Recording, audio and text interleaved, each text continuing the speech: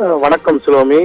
இலங்கை கடற்படை தொடர்ச்சியாக தமிழக மீனவர்களை சிறைப்பிடிப்பதும், அந்த மீனவர்களை சிறையில் வைத்த பின்பு அதன் விடுதலை செய்வதும், அதேபோல் அவருடைய விசைப்படகுகள் மற்றும் நாட்டுப் படகுகளை அரசுரிமையாக்கவும் தொடர்ந்து நடைபெற்று வருகின்றது.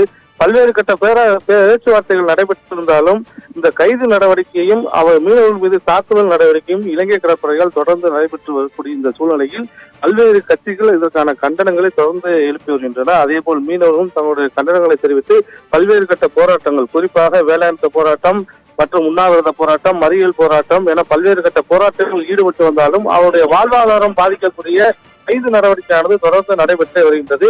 இந்நிலையில் திமுக சார்பில் இலங்கை கடற்படையை கண்டித்தும், இதனை கையெட்டி வேடிக்கை பார்க்கும் மத்திய அரசை கண்டித்தும் மீனவர்களையும் விடுதலை செய்ய வேண்டும், அவர்கள் இலங்கை அரசுடைமையாக்கப்பட்டுள்ள தமிழக மீனவர்கள் படகுகளை விடுதலை செய்ய வேண்டும் உள்ளிட்ட பல்வேறு கோரிக்கைகளை வலியுறுத்தி ராமேஸ்வரத்தில் இன்று கண்டன ஆர்ப்பாட்டம் நடைபெற்றது. ராமேஸ்வரம் பேருந்து நிலையம் அருகே நடைபெற்ற இந்த கண்டன ஆர்ப்பாட்டத்தில் திமுக அமைப்பு செயலாளர் RS பாரதி தலைமை வைத்து இந்த கண்டன ஆர்ப்பாட்டமாக நடைபெற்றது. இதில் 1000க்கும் மேற்பட்டோர் கலந்து கொண்டார்கள். குறிப்பாக ராமநாதபுரம் மாவட்டம் மட்டுமல்லாது தூத்துக்குடி, புதுக்கோட்டை, கன்னியாகுமரி மாவட்டங்களைச் சேர்ந்த மீனவர்களும் அதேபோல் பல்வேறு மாவட்டங்களைச் சேர்ந்த மீனவர்கள் கலந்து கொண்டு தங்களுடைய கண்டன முழக்கங்களை எழுப்பினர். அது மட்டுமல்லாது இதில் பாதிக்கப்பட்ட சுமார் 64 மீனவ குடும்பங்களுக்கு திமுக கட்சி சார்பில் நிதி உதவியும் வழங்கப்பட்டுள்ளது. தற்போது பாராளுமன்ற தேர்தல் வரவுள்ள சூழ்நிலையில் பல்வேறு கட்சிகளைச் சேர்ந்தவர்கள் மீனவர்களுக்கு ஆதரவாகவும் அவர்களுக்கு ஆதரவாக போராட்டங்களை நடத்தி வருகின்றனர்.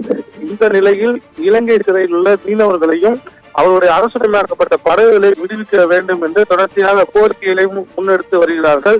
தற்போது பாராளுமன்ற தேர்தல் வருவதால் இலங்கை சிறையில் உள்ள மீனவர்கள் விரைவில் விடுவிக்கப்படுவார்கள் என்ற எதிர்பார்ப்பு இருக்கக்கூடிய சூழ்நிலையில் அவர்கள் மீது பதியப்பட்டுள்ள வழக்குகளை முற்றிலும் ரத்து செய்ய வேண்டும், படகுகளை விடுதலை செய்ய வேண்டும். இனிமேல் இது போன்ற கைது நடவடிக்கை மற்றும் தாக்குதல் நடவடிக்கையில் இலங்கை கடற்படை மேற்கொள்ளக்கூடாது என்ற ஒரு உத்தரவாதத்தை மத்திய அரசு ஏற்படுத்தி தர வேண்டும் என்ற ஒரு கோரிக்கையும் அவர்கள் வைத்துள்ளார்கள். தற்போது இலங்கை சிறையில் இருந்த மீனவர்கள் குடும்பத்தினர் கடுமையாக வாழ்வாதாரத்தை இழந்திருக்கக்கூடிய சூழ்நிலையில் தமிழக அரசு நிதி கொடுப்பது போல் மத்திய அரசும் அவர்களுக்கு நிதி வழங்கிட வேண்டும் என்ற ஒரு கோரிக்கையும் அவர்கள் தொடர்ச்சியாக வைத்து வருகிறார்கள்.